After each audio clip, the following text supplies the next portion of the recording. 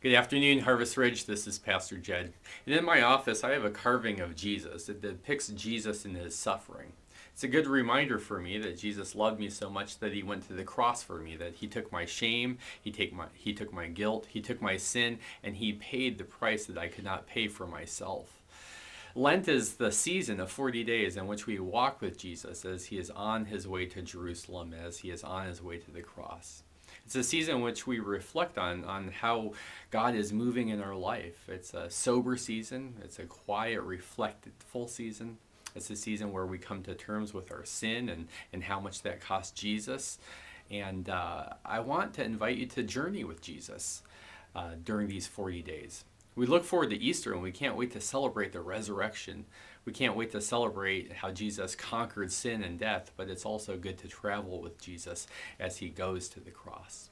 This evening, we gather together to celebrate Ash Wednesday. We will receive the imposition of ashes that reminds us that we are mortal, and yet while we are mortal, there is an immortal God that loves us. It reminds us that we will die someday, that our hearts will stop beating, our lungs will stop receiving breath, that our bodies will turn to dust and ash.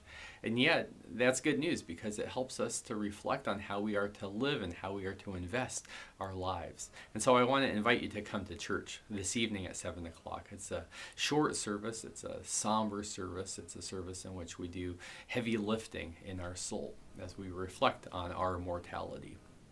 I want to also remind you that this Sunday we gather to conclude our series, Why Church? We're going to be asking about commitments and the choices that we have. And then the next series, we're going to be asking the question, why doesn't the church talk about? You've seen this little postcard, and we've asked you to help create the vision and cast the vision for the series. And then on the back of it, we'd love to know what you'd like to hear about as we look at things from a biblical point of view. Some of you have said, well, could we talk about immigration? Could we explore technology? One of you even gave me a sermon title, As for Me and My Mouse, We Will Serve the Lord. And so how do we think about technology from a biblical perspective? Thanks so much for all the good input. The last thing I wanted to remind you about is that this Sunday we have a congregational meeting. We will be gathering as a church at 6:30 to talk about what God's been doing in our midst, what God's doing in our future. You know that we've been praying and we've been discerning and that we've been making difficult decisions as we right-size our budget. And we wanted to bring you into the conversation. I wanted to thank you for the maturity that you as a church are exercising, the way that you are patiently praying, the way that you are thinking and preparing yourself to engage in what God is doing, the way that you're preparing to process what's ahead for us, and the way that you're rising to the challenges that are before us. I also wanted to remind our youth group that they're going to be meeting at 6:30 also. And so the whole church is gathering Sunday morning and the whole church is gathering in the evening.